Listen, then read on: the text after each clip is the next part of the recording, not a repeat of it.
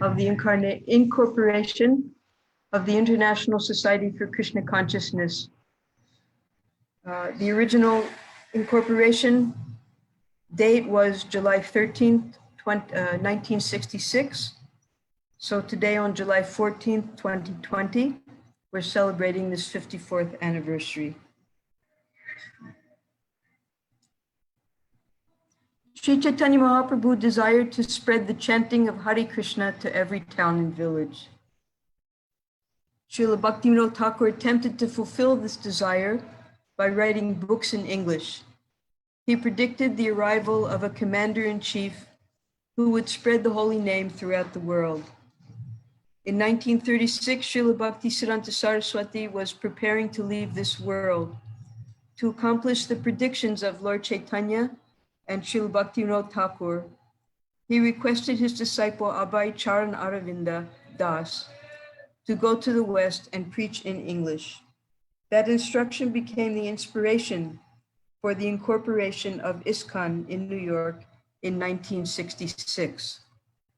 So we have, first of all, Sri Krishna's desire that in this age of Kali, Sukadeva Goswami, he spoke Srimad Bhagavatam to Parikshit Maharaj for our benefit, so we can take shelter of hearing about the pastimes of the Lord.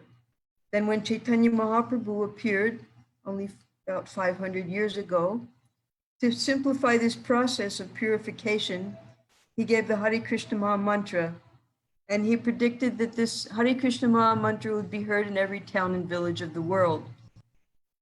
Through the Parampara, eventually, this prediction came into the hands of Bhaktivinoda Thakur. Because he was very learned in English particularly, he began to write about the teachings of Chaitanya Mahaprabhu. And his first book in English, I think it was called The Life and Precepts of Sri Chaitanya. He sent that abroad to different universities, for instance, in Toronto, or maybe somewhere in Canada, Montreal, I believe, at the McGill University. You can find that book. So he was physically unable to go to the Western countries to preach Krishna consciousness, but he instilled this desire in his son Bhaktisiddhanta Saraswati. And Bhaktisiddhanta Saraswati, he sent his disciples abroad to preach Krishna consciousness. Most of them were sannyasis.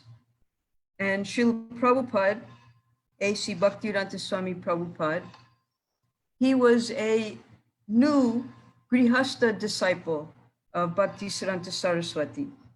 He had a family with 5 children, a wife, a father, a brother to take care of. He had a lot of responsibilities. So as much as he could do for his spiritual master, he was doing by helping the Gaudiya mission.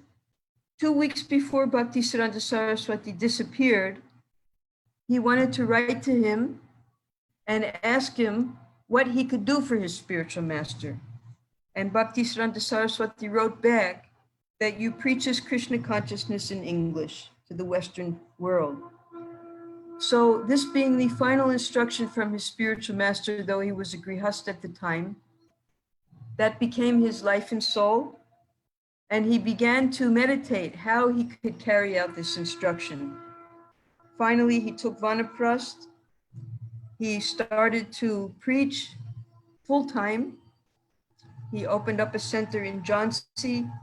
Then he went to Mathura. Finally, he took sannyas and came to Vrindavan and began preparing to go to America to start the International Society for Krishna Consciousness.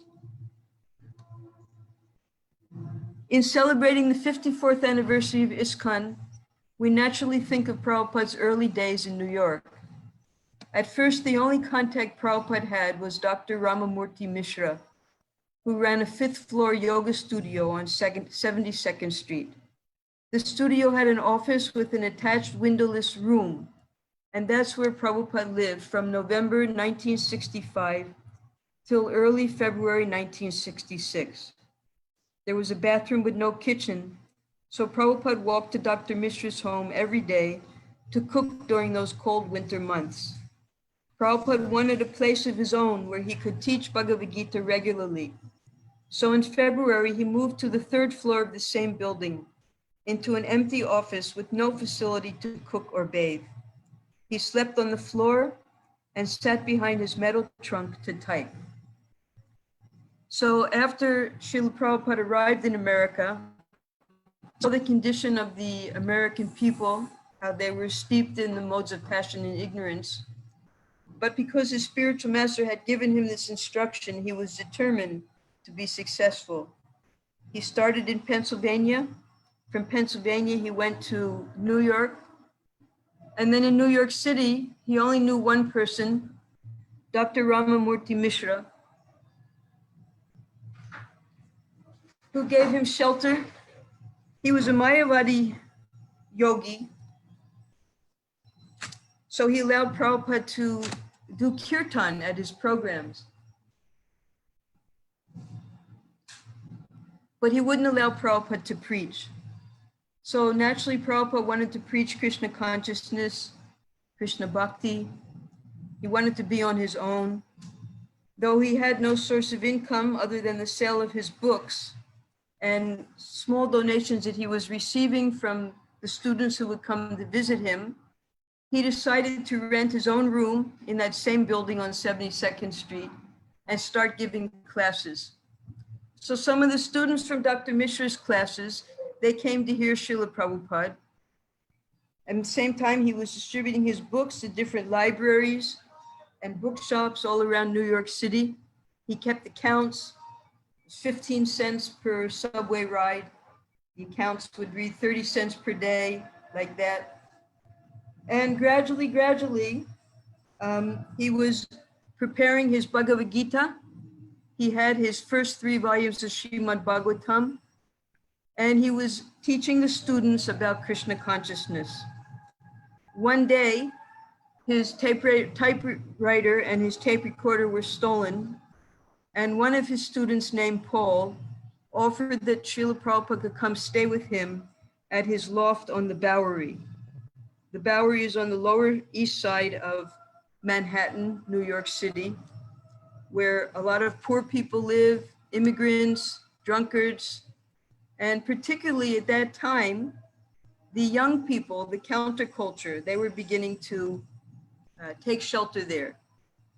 It's where Greenwich Village was, Lower East Side. A lot of young students, dropouts, acid heads, all types of counterculture people were flocking to that Lower East Side area.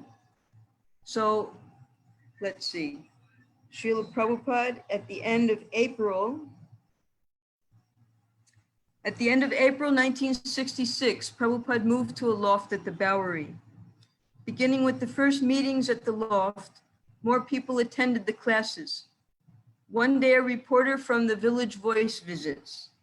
He asks Prabhupada, "What are all those people out there doing?"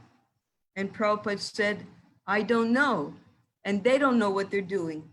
I'm trying to teach them, and they seem to be misunderstanding me. They are very confused people."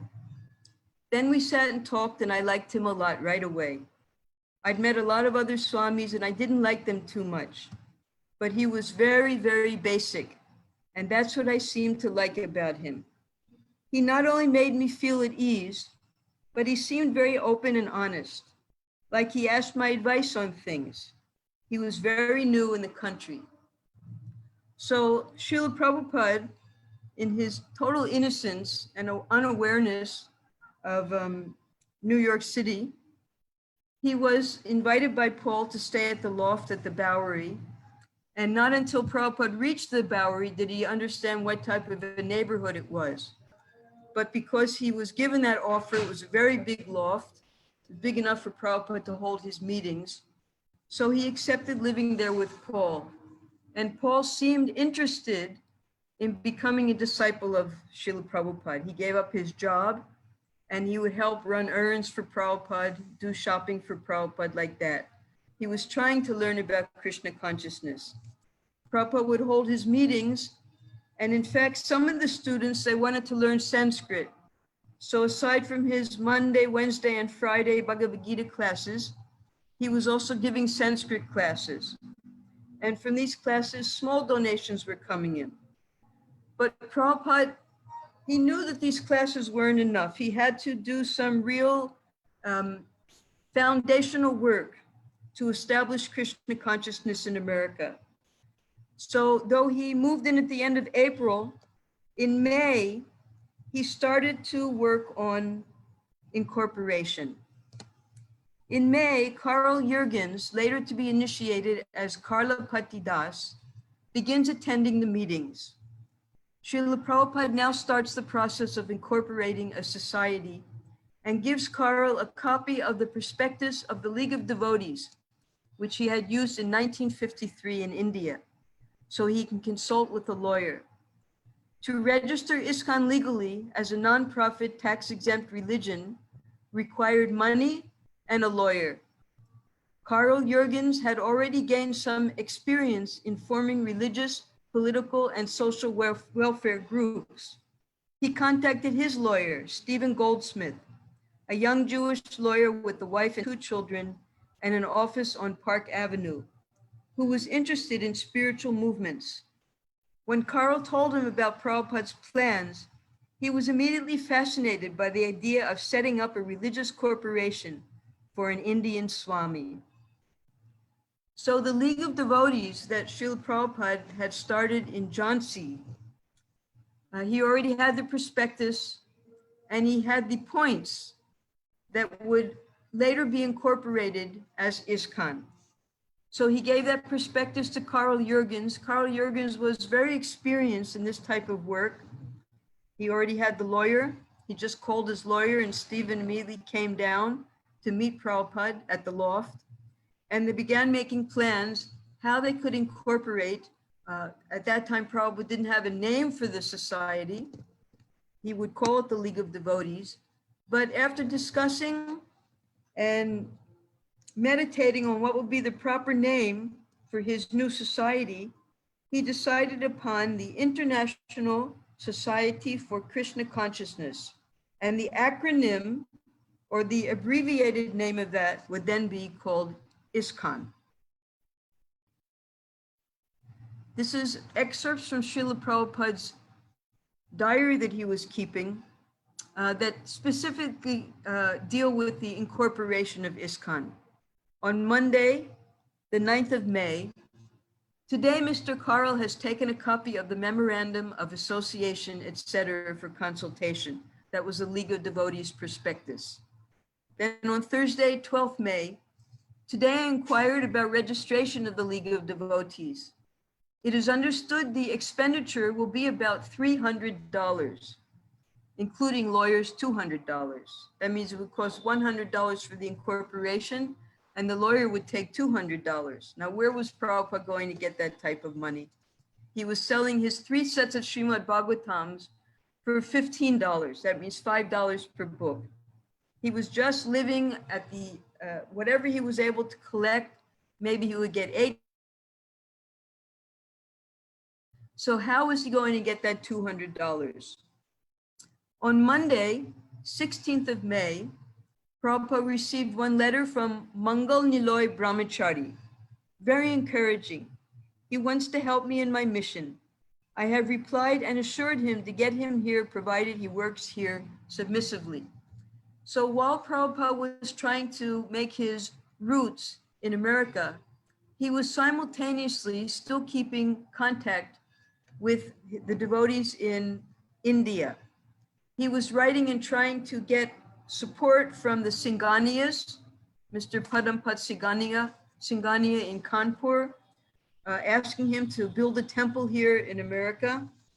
He was writing to Tirtha Maharaj, and this particular brahmachari named Mangal Niloy, he was a disciple of Prabhupada's godbrother, Madhav Maharaj. And Mangal Niloy, after Prabhupada had cultivated him for some time, he was enthusiastic to come here and help Prabhupada with his preaching in America.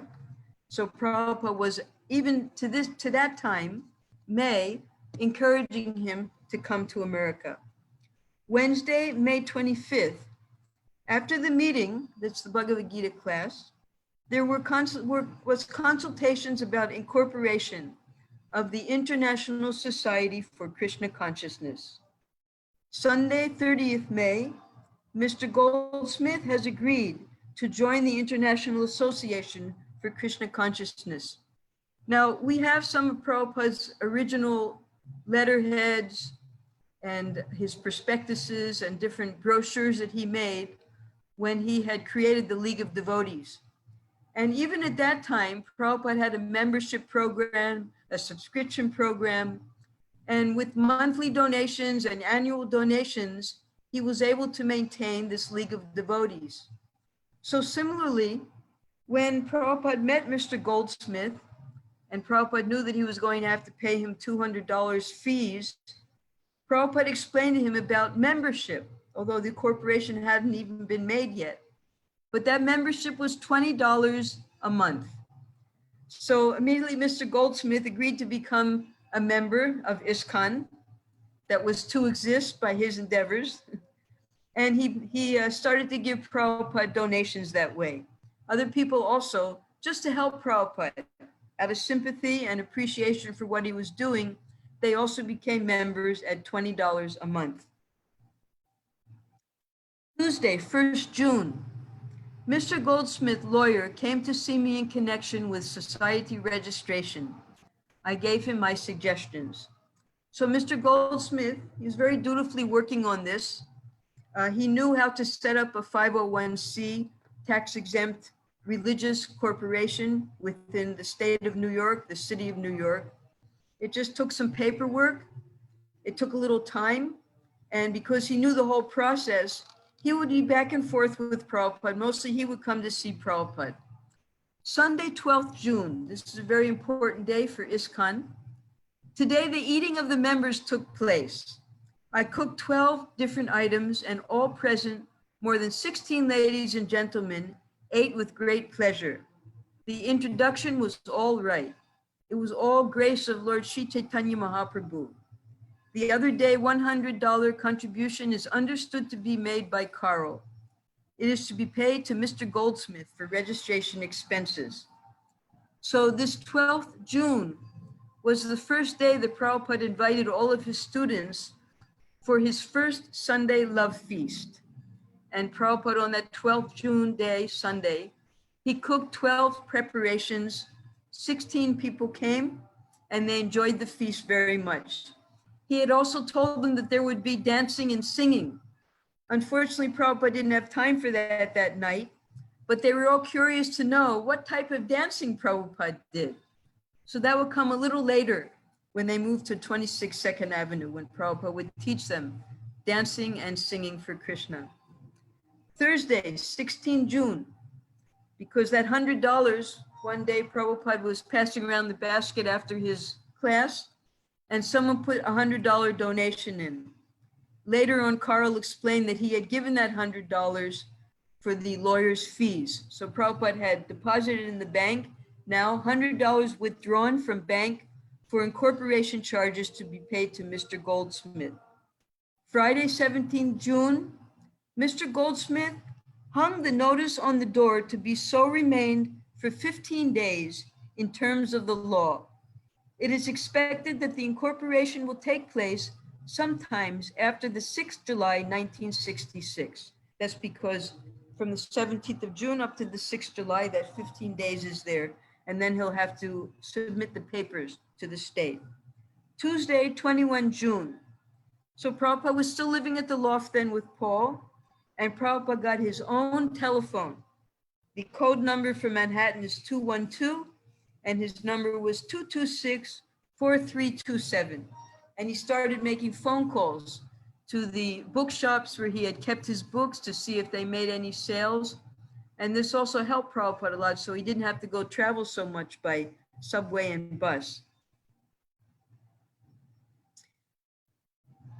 Now, at the end of June, there was a very disturbing experience because Prabhupada was sharing the loft with Paul, and Paul was still taking intoxication.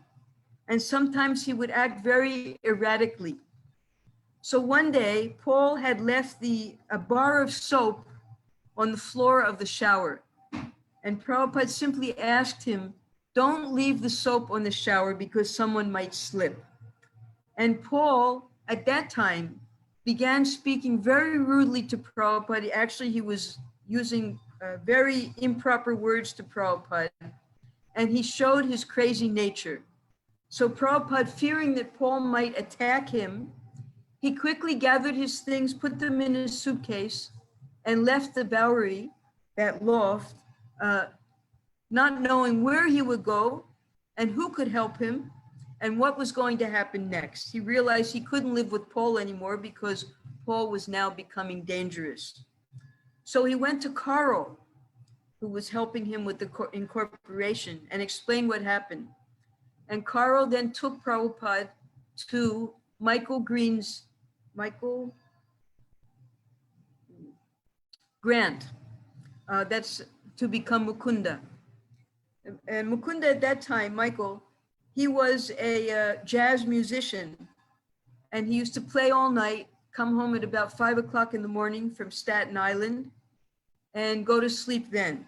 So this was 7 o'clock in the morning when Carl and Prabhupada came to his loft, which is just down the street from Prabhupada, and Prabhupada explained what happened.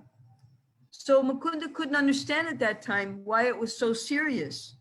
But then he realized, he asked Prabhupada, so do you want another place to stay? Should I find you a place?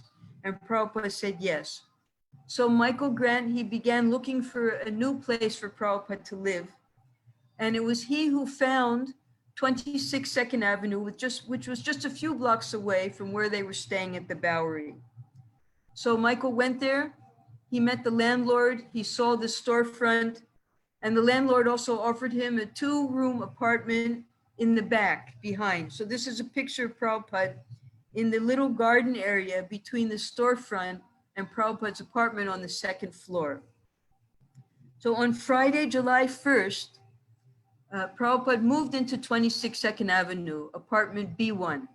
He got a new phone, he bought a stove and utensils for cooking, and he immediately began classes in the storefront. It was called Matchless Gifts at that time. Previously, it was a curiosity shop, and whoever owned that shop, they used to make little gifts out of matchsticks, boxes and frames and things like that.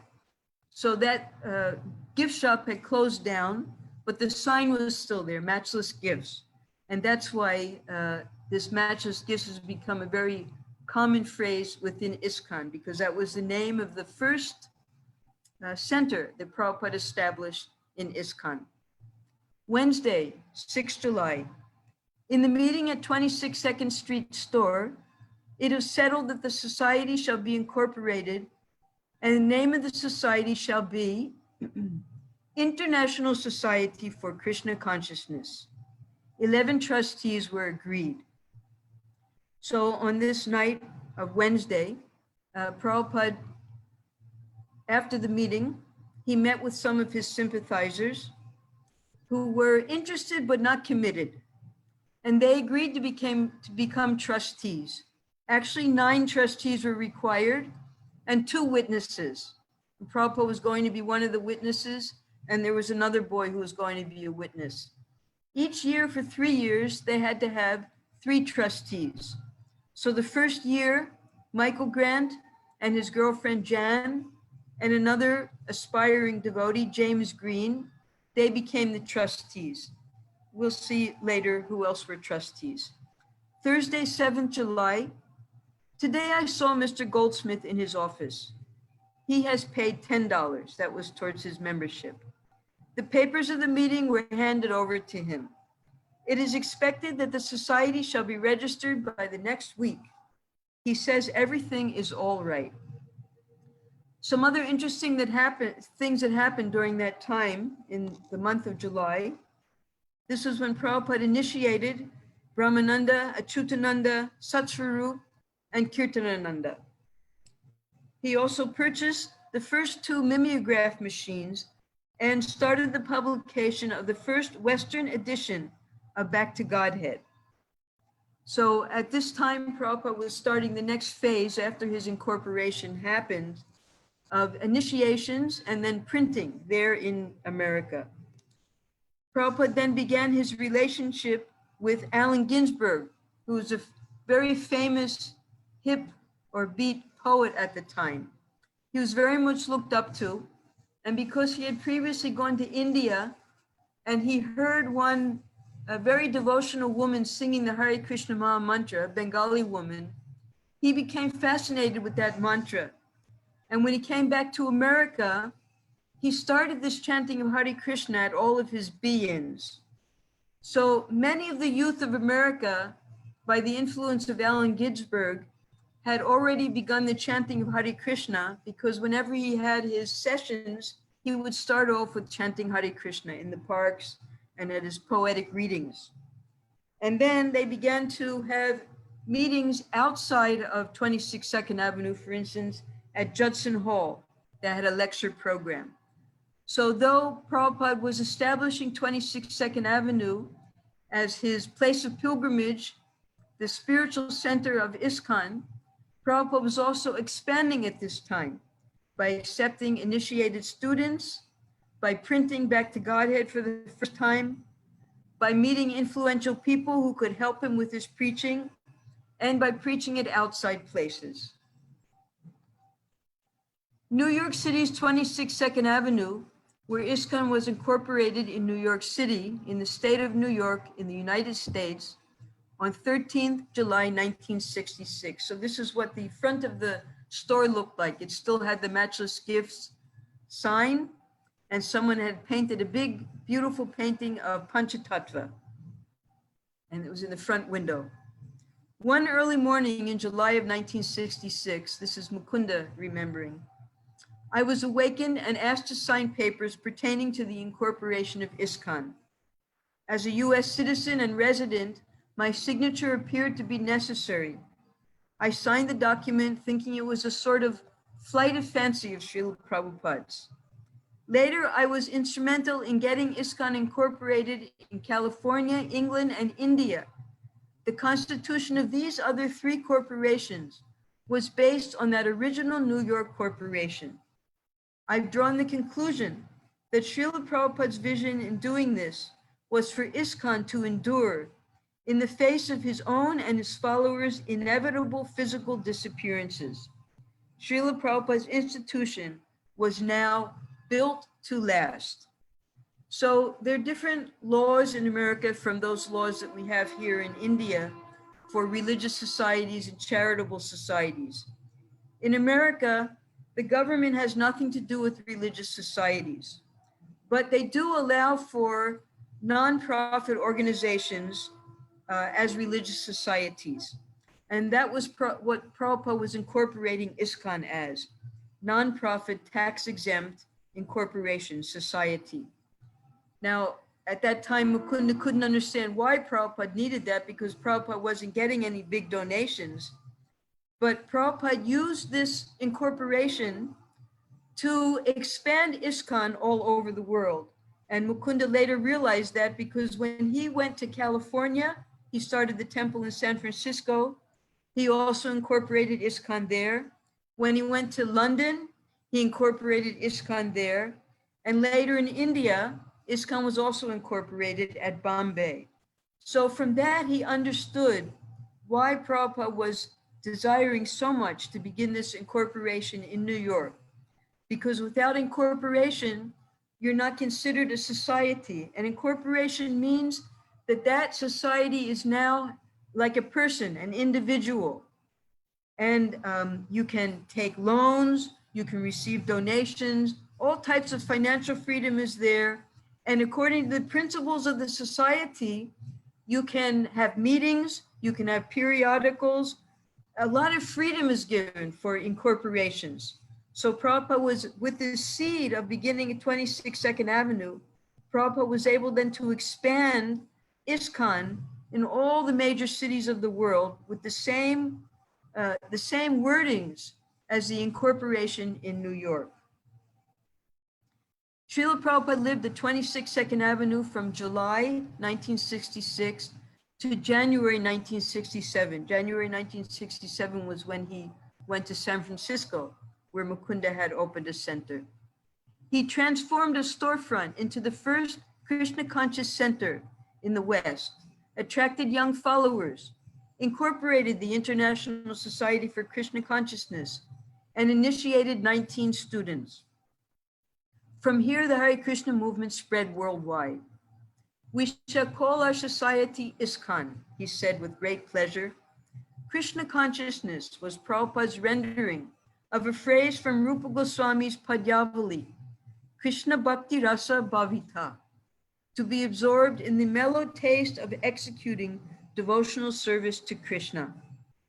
A friend suggested International Society for God Consciousness, but God was a vague term, spiritually weaker and less personal. Krishna was exact and scientific. If Westerners didn't know that Krishna is God, then the International Society for Krishna Consciousness would tell them. Here we have a picture of Prabhupada walking. You can see behind Prabhupada is a petrol station. That's what was next to the Matchless gift shop. And someone had written on the wall, move to 26 Second Avenue, come for Kirtan. You can see the word Kirtan there. So this was the advertisement that the students there had put so that the people who were looking for Prabhupada and for his classes would know that they got to the right place. Prabhupada began Iskcon, now with many responsibilities, paying for rent, gas, electricity, phone, incorporation, and creating a worldwide congregation of devotees. He knew that everything depends on Krishna. He has only to try. The 7 purposes of Iskcon reveal Prabhupada's thinking. They were similar to those of the League of Devotees from 1953.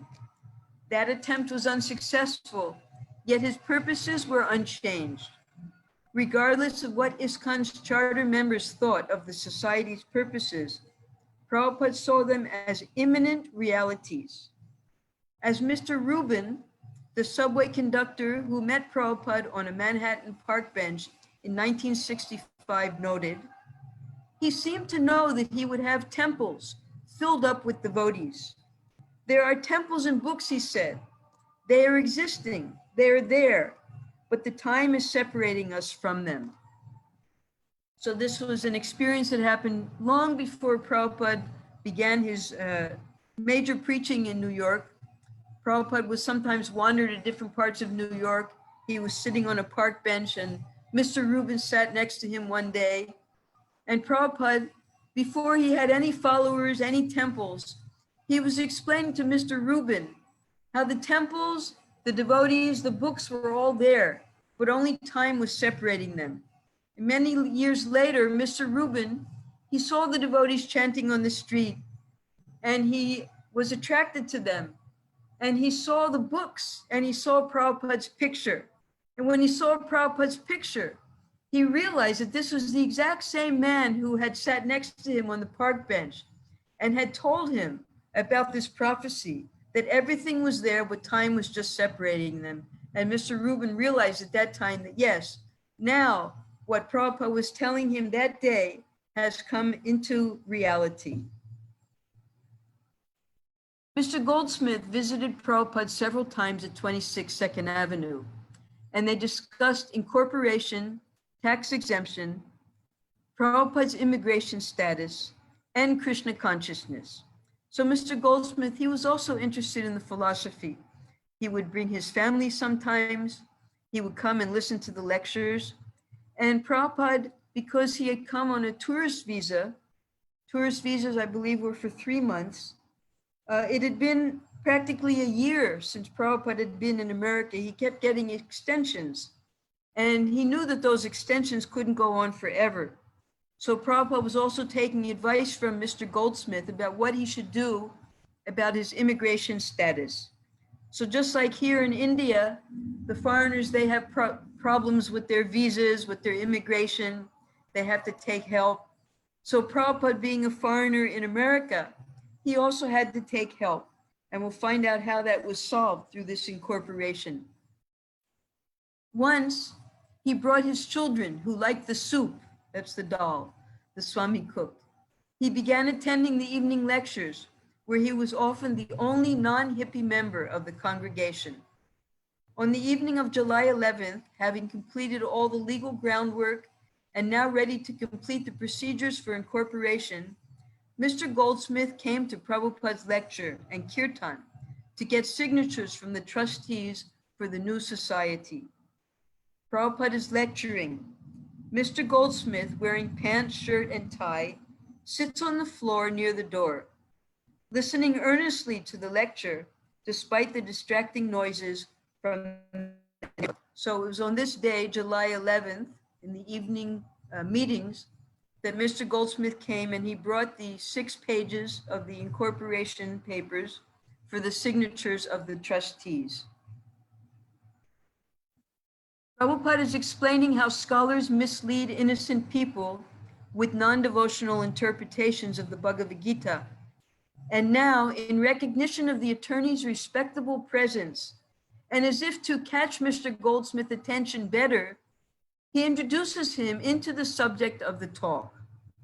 Prabhupada says, I will give you a practical example of how things are misinterpreted. Just like our president, Mr. Goldsmith.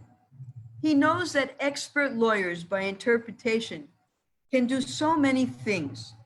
When I was in Calcutta, there was a rent tax passed by the government, and some expert lawyer changed the whole thing by his interpretation. The government had to reenact a whole law because their purpose was foiled by the interpretation of this lawyer.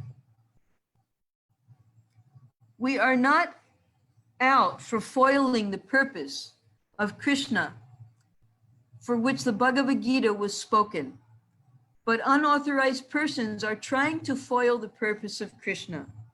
Therefore, that is unauthorized. So Prabhupada was speaking about how people, to profess their own philosophy, they take the words of Bhagavad-Gita and misinterpret it so that they can misconstrue from Krishna's words what they themselves want to say. So then Prabhupada introduces Mr. Goldsmith. All right, Mr. Goldsmith, you can ask anything. Mr. Goldsmith stands, and to the surprise of the people gathered, he makes a short announcement asking for signers on an incorporation document for the Swami's new religious movement. They are present here. You can take the addresses now, Prabhupada says. I can take them now, yes, Mr. Goldsmith says. Yes, you can, Bill. You can give your address, and Raphael, Don, Roy, Mr. Green. As the meeting breaks up, those called on to sign as trustees come forward, standing around in the little storefront, waiting to skim through the pages the lawyer has produced from his thin briefcase and to sign as he directs. So this is page number 4 that we're showing here of the incorporation papers. You'll see some of the names. Some of them later became initiated. Most of them were simply supporters, such as Carl Jurgens, he became initiated. Raymond, he became initiated. The others, I don't know their names, whether they were initiated or not.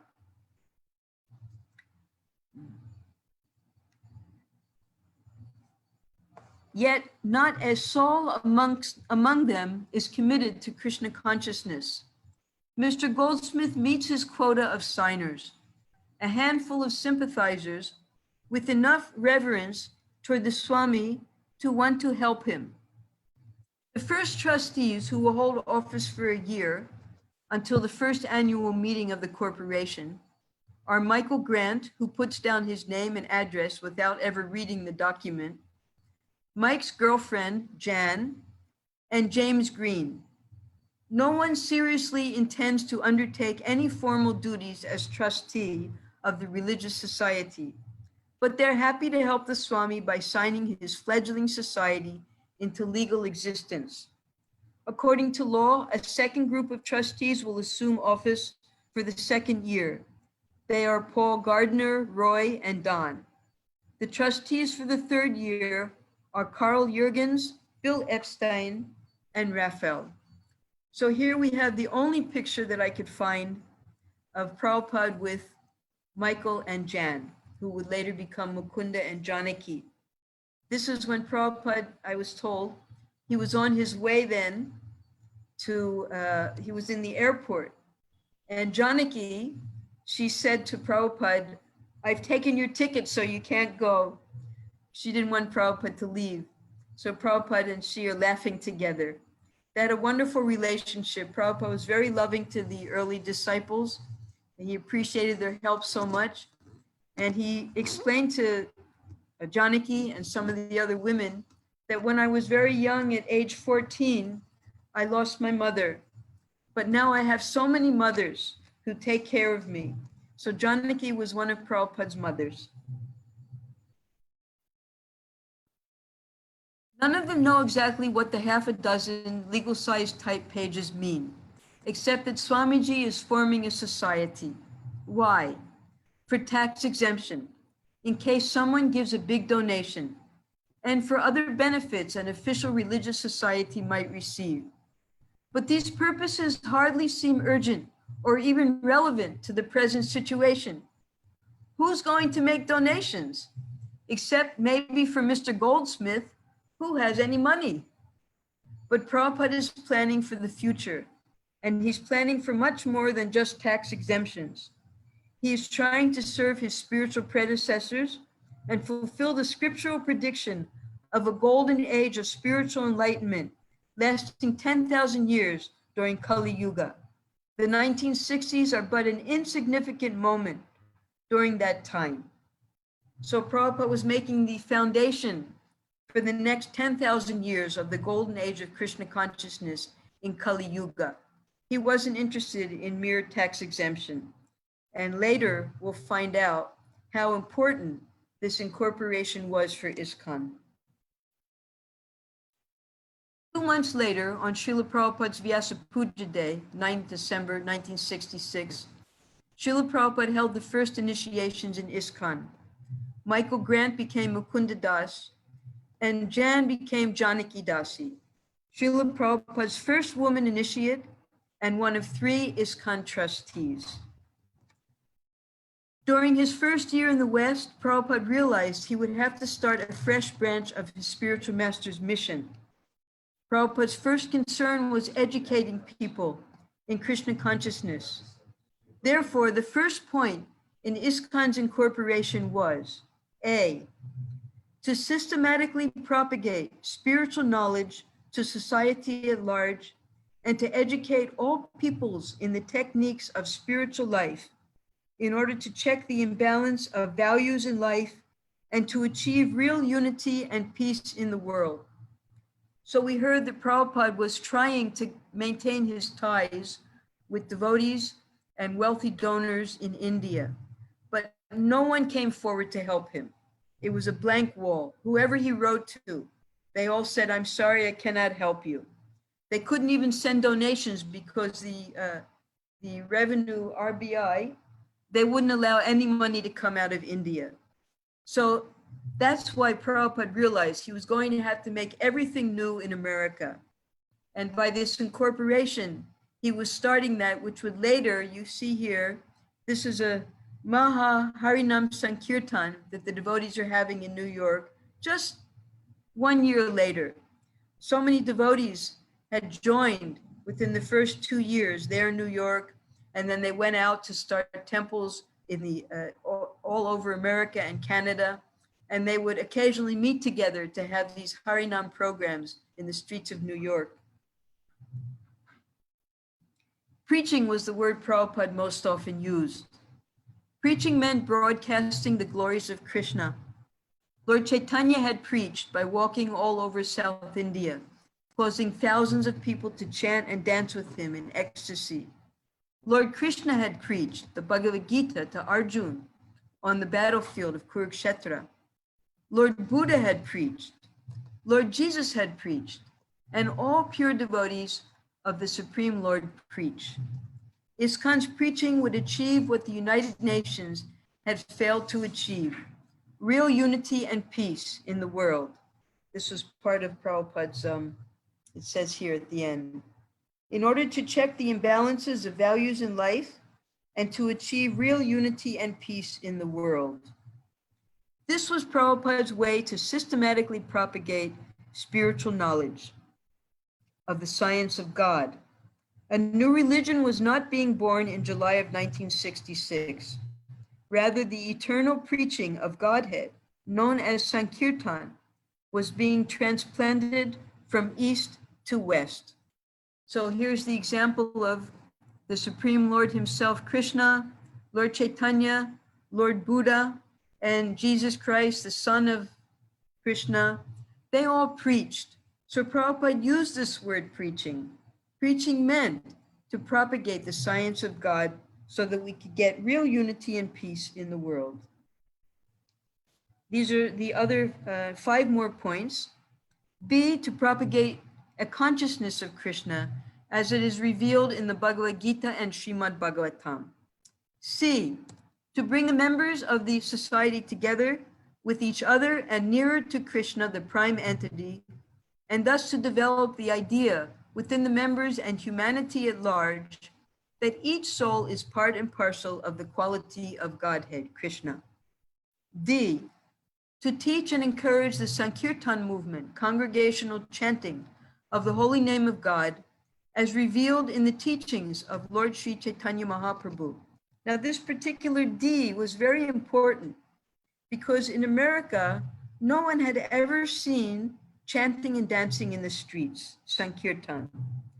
So when the police would accuse the devotees of disturbing the peace and stop them from chanting and dancing, the devotees were able to show the incorporated papers of Iskcon that we actually have permission to do this chanting of the holy names because it's there in our incorporated papers.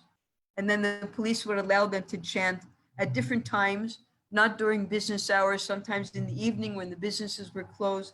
But through this incorporated paper, they were even allowed to do Sankirtan on the busy city streets of America. E, to erect for the members and for society at large a holy place of transcendental pastimes dedicated to the personality of Krishna. So at that time, they only had one holy place, and that holy place was 26 Second Avenue. F, to bring the members closer together for the purpose of teaching a simpler and more natural way of life. So this was the Varnashram system within this F that Prabhupada wanted to teach, this village living as in India.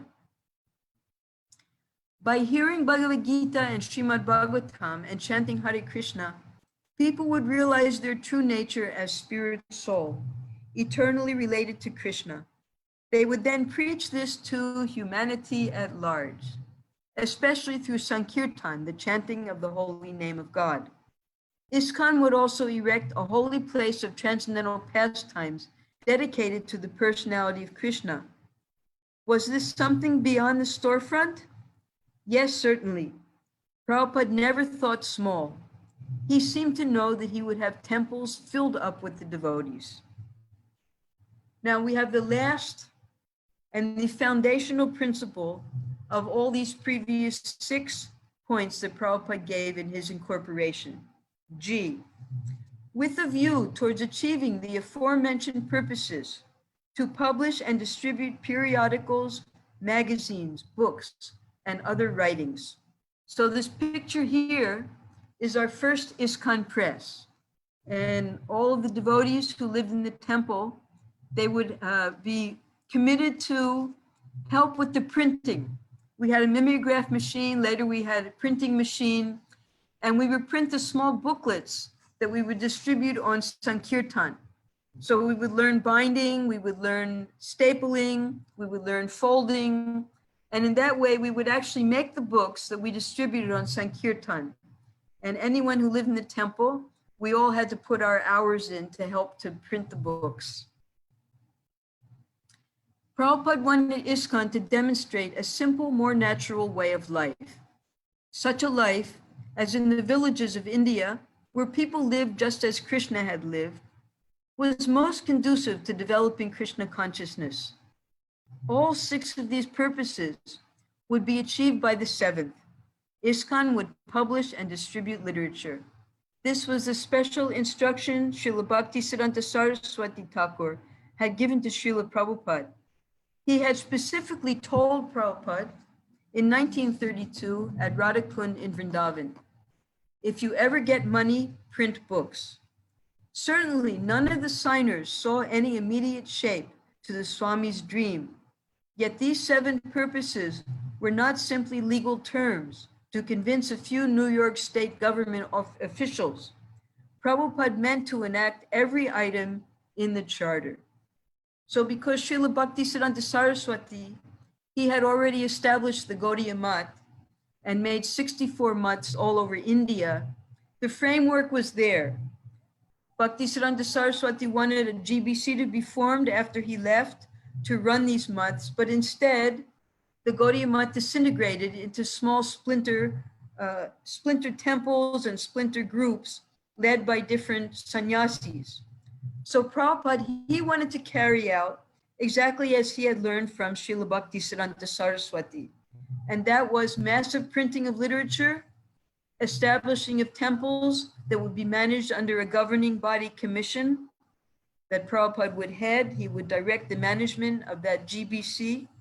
And he already saw from his spiritual master how this was a reality in India. So he knew what he was doing in America. He wasn't just blindly writing something to get an incorporation permit from the New York State. No, he had every intention of fulfilling all of these 7 points in the incorporation.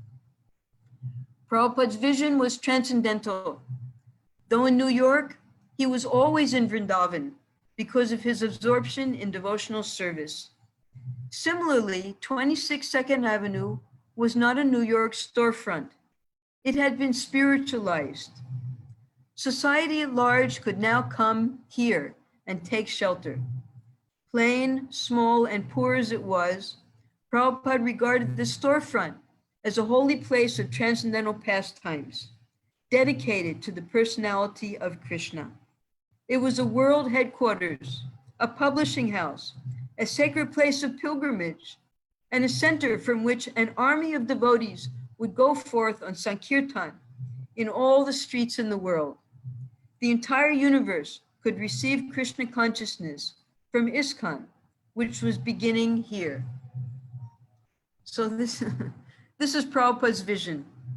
He never felt that he was in New York. He was always in Vrindavan, and this small little storefront was a place of pilgrimage because from here, people could go out and spread Krishna consciousness all over the world.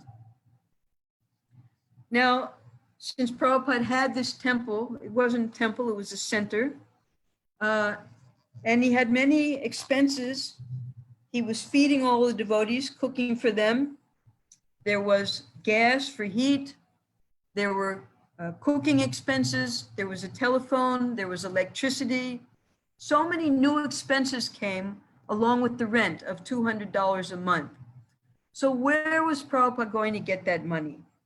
So he called the members who were staying there in the storefront and he asked them, he said, he told them, we need a president of our temple. So who will that president be? So Brahmananda, who was newly initiated, he said it should be Kirtanananda because he's the oldest of all of us. And Kirtanananda, when he became a devotee, he was the first young man who put on a dhoti and went out with for Sankirtan in a dhoti. And at that time, the Vietnam War was going on, and all of the young men in the country were being drafted into the army to become soldiers. There were some who were able to get out of the army drafting by conscientious objection. That means according to their religious beliefs, they refused to take part in war. But in the case of Kirtanananda, when he went to the draft board dressed as a devotee with a shaved head and a dhoti, they thought he had gone mad. So they put him in a lunatic asylum. And therefore, he wasn't able to be initiated at the first initiation. With the help of Allen Ginsberg and others, they were able to convince the draft board and the people at the asylum that he wasn't crazy. He was actually just a devotee of Krishna. So they let him out of the asylum. He came back to Prabhupada, and in the second initiations, he was Kirtanananda. So Brahmananda thought that Kirtananda should be the president. But Prabhupada said, no, Brahmananda should be the president. Now, Brahmananda, he had decided to give up his job. He was a teacher. He was getting $400 a month from the New York government to teach. And he wanted to give up everything and just be a student of Prabhupada. So when Prabhupada heard that Brahmananda actually had a job and was getting $400 a month, Prabhupada said, no, you keep your job, because that $400 you can give to Krishna. So Brahmananda, he asked Prabhupada, well, how do I give that $400 to Krishna? And Prabhupada said to him, you give it to me and I will give it to Krishna. So with this $400 of Brahmananda working, and also Satsvarup, he was working as a welfare officer, they were able to maintain this temple. So Brahmananda became the first temple president at 26 2nd Avenue, while still maintaining his job. At that time, Prabhupada's immigration status came up, and they wanted Prabhupada to leave the country.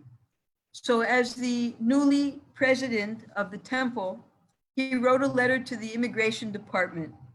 Dear sir, I, the undersigned president of the International Society for Krishna Consciousness, you see how official it's become now, beg to state that His Divine Grace A.C. Bhaktivedanta Swami is the appointed Acharya, Chief Minister of Religion of this institution.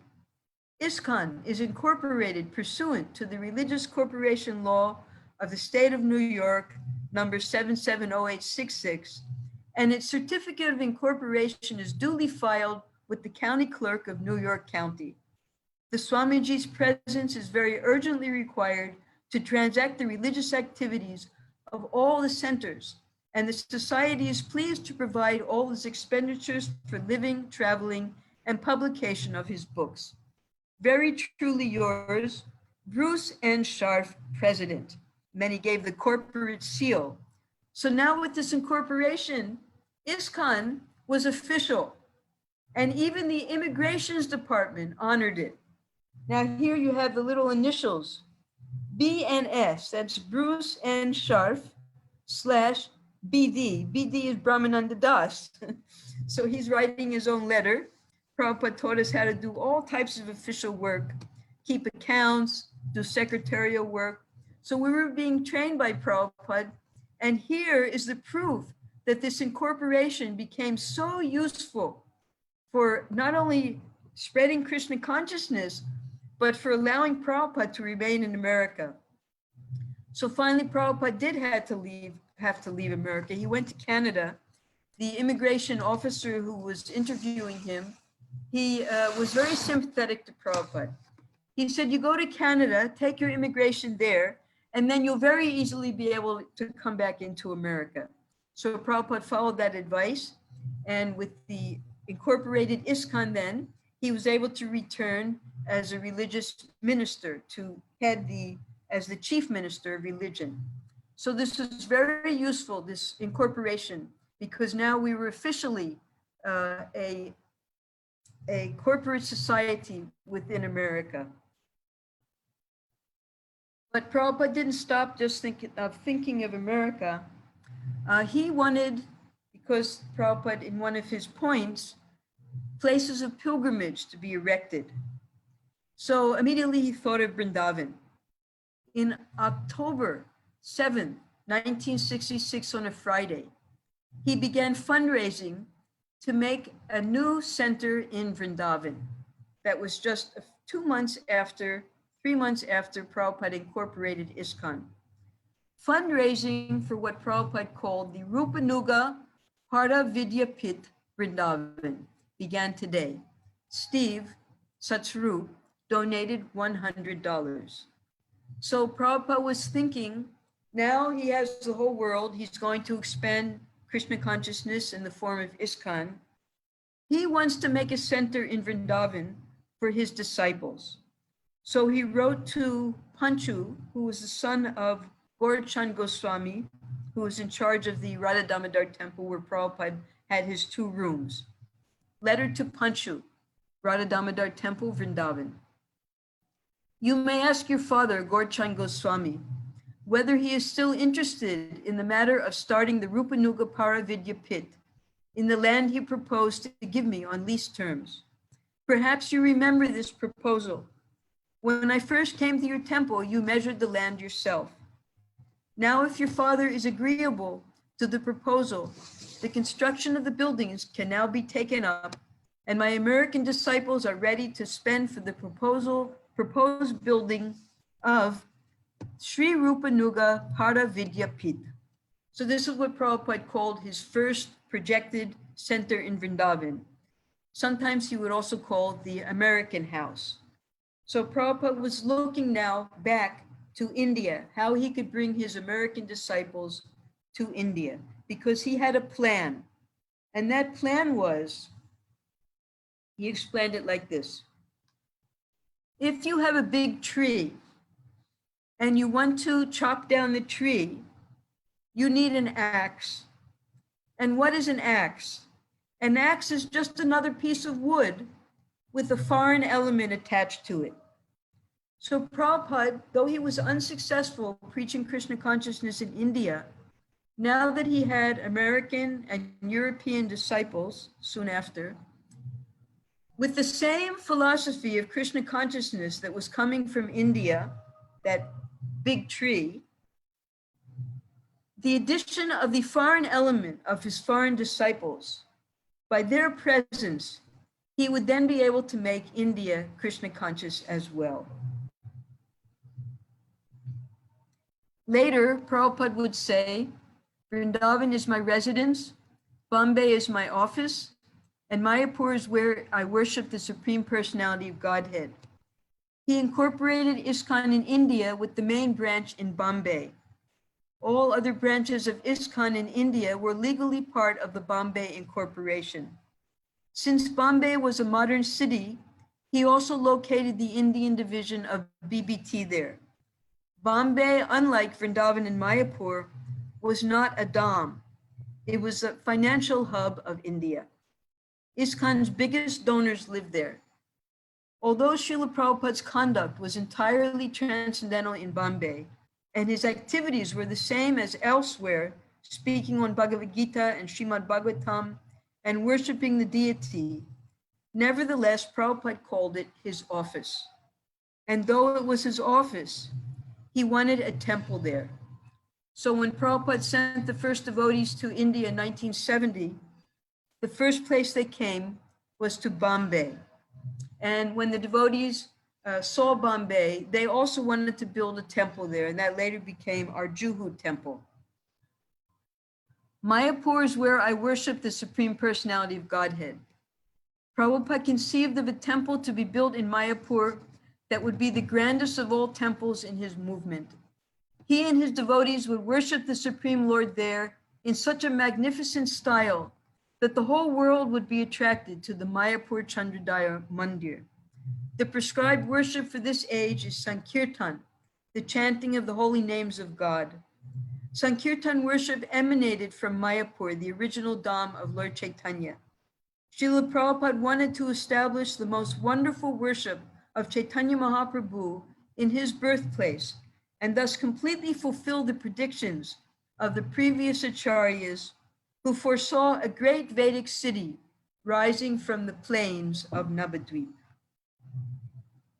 So Prabhupada had a world vision, not only in America, Europe, Africa, Australia, all over the world.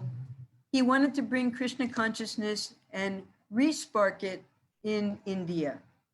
But while he was doing that, Iskcon was spreading rapidly all over the world. And unlike India, where we had only one incorporated charitable society of Iskcon with its head center in Bombay, and all the other temples were branches of that center, in the rest of the world, Iskcon had to be incorporated wherever we had a temple separately. So that original incorporation paper was used in every single Iskcon temple to make the incorporation. Regarding incorporation of our Iskcon centers, we want to run all our centers as nonprofit religious organizations. That is the main point. Keeping this point in view, too much official control is not good in spiritual life. The centers should remain spiritually fit and independent. Some control must be there, as is now, in the case of the GBC, spiritual control. Too much control means so many vouchers.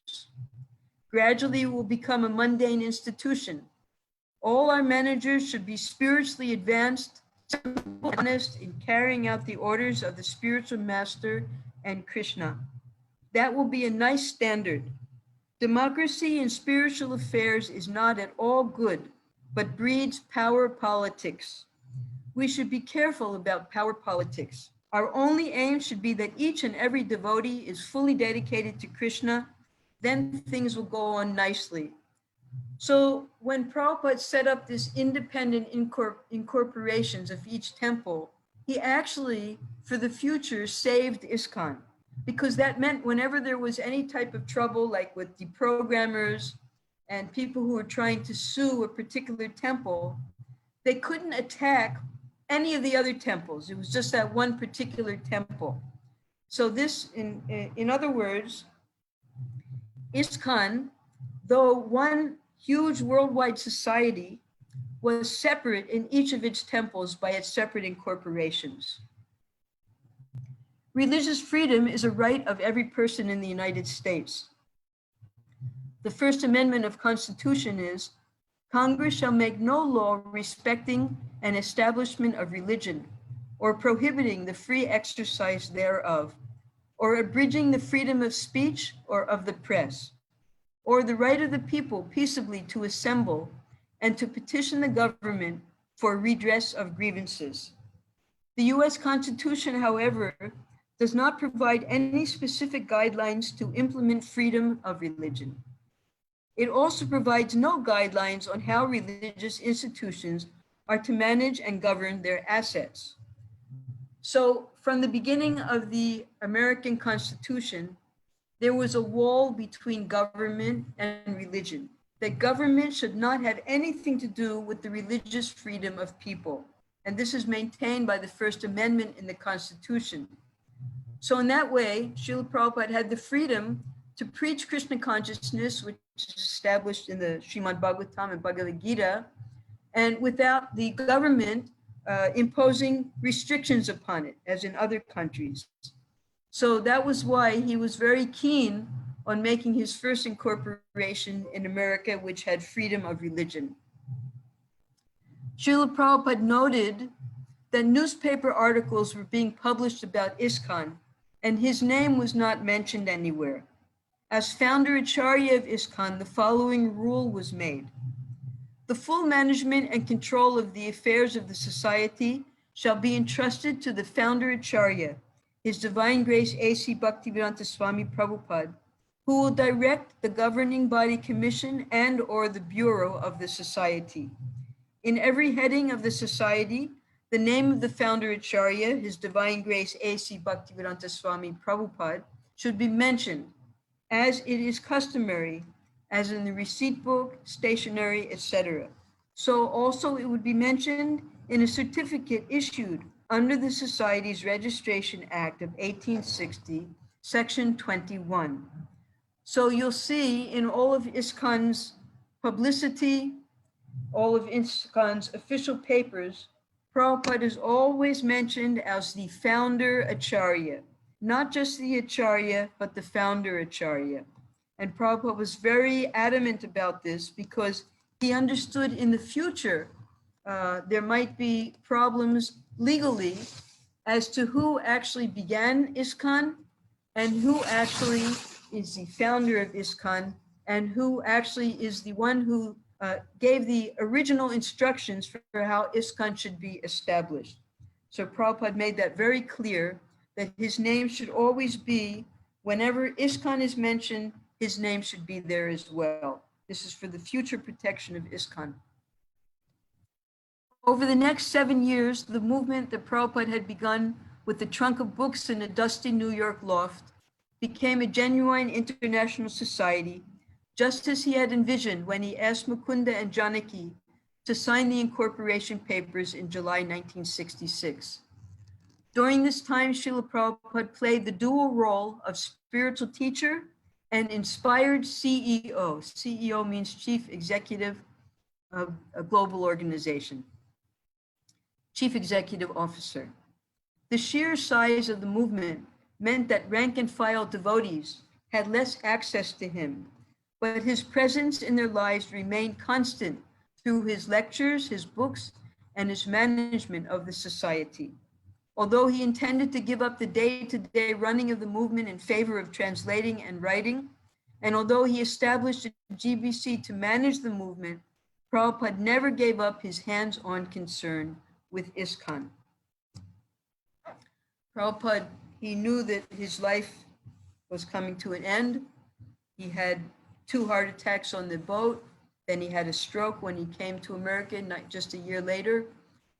So he wanted to translate as much as possible. That's why he wrote the Krishna book, to give us the 10th canto, in case he wasn't able to complete it.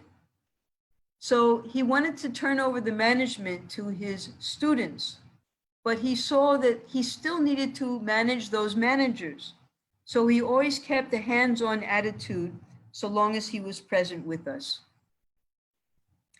In 1976, 10 years after Prabhupada incorporated Iskcon, he was back in New York City to celebrate Rath Yatra. Reflecting on his society's global expansion in such a short time, Prabhupada compared Iskcon to Varahadev, the Lord's boar incarnation.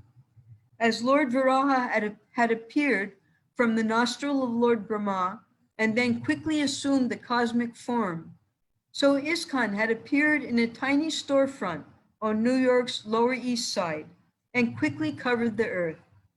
He considered New York's Rath Yatra on Fifth Avenue. Because it was on Fifth Avenue, he said it was the most important street in the most important city in the most important country in the world. So this is a great accomplishment for Srila Prabhupada. It was 10 years after Prabhupada incorporated Iskcon, and now he was rolling Rath Yatra 3 big carts down Fifth Avenue. During the celebrations of the 10th year of incorporation, Prabhupada was talking about how we should spread the Krishna consciousness movement and make it our most important purpose in our life. Take example from my life, he said. It is not pride, but take example from my life. I was a householder without any qualification, but my Guru Maharaj asked me to preach in the Western countries. So I thought, let me try. When he said, let me try, all the devotees cheered because, of course, he had been so successful. It was a landmark that Iskcon had survived, flourished past the magical 10-year mark. And so now it was officially a success. The grand opening of the new Matchless Gift Center in New York was on July 11, 1991. That's what the devotees did was they purchased 26 Second Avenue and made it into a center again. Because it marked the 25th anniversary of the incorporation of Iskcon, which had taken place at 26 Second Avenue in 1966. A Harinam procession of more than 100 devotees paraded from the Brooklyn Temple across the Brooklyn Bridge and into Manhattan's Lower East Side. It took more than an hour to reach Second Avenue. Launching Iskcon in 1966, Prabhupada was the ideal example of ecstatic devotion. Swamiji led his first followers in chanting Hare Krishna for hours together inside the storefront that first summer, then outside in nearby parks that fall. Those publicized outings were a historic marker in Prabhupada's Sankirtan movement, which he continued to expand globally through his followers. So this is the first time that the devotees in public, they began to chant and dance on Sankirtan, with Prabhupada leading them first at Tompkins Square Park, and then he would take them all over New York. In 1977, Prabhupada was physically weak, but his consciousness was crystal clear. One day he said, I've given you this big Iskcon movement. If you can, please expand it. At least maintain it. Don't let this decrease. Please cooperate. And then Prabhupada started to cry. Everyone in the room started crying. That was probably the most painful moment of my life, to see Prabhupada cry. So we have this movement. It's Prabhupada's movement. We have the good, we have the bad, and we have the ugly. But we have to be determined to never leave Iskcon. We have to always try to push it forward. If there's a problem, push it forward. Because when you leave Iskcon, you make Prabhupada cry. So let's make Prabhupada happy and push on Krishna consciousness to every town and village. Now we just recently celebrated the 50th Golden Jubilee of the Incorporation of Iskcon. 2016, the Golden Jubilee of the Incorporation of Iskcon. We should never forget that behind the success of Iskcon lies Srila Prabhupada's immeasurable hard work and the unimaginable austerities he underwent to establish and develop this glorious Krishna consciousness society. So for the 50th anniversary, they had a huge program in Calcutta and all over the world, particularly in Calcutta. 108 different countries, devotees came. They had massive Sankirtan to represent all of their countries with their flags. The future of Iskcon and the world depends upon how carefully we adhere to the original 7 principles Srila Prabhupada gave us in the Incorporation of Iskcon. As stated by Sukadev Goswami in Srimad Bhagavatam 12.351, Kalir dosha nidhe rajan, asya ko mahan guna, kirtanad eva krishnasya, mukta sangha param rajet. My dear king, although Kali Yuga is an ocean of faults, there is still one good quality about this age.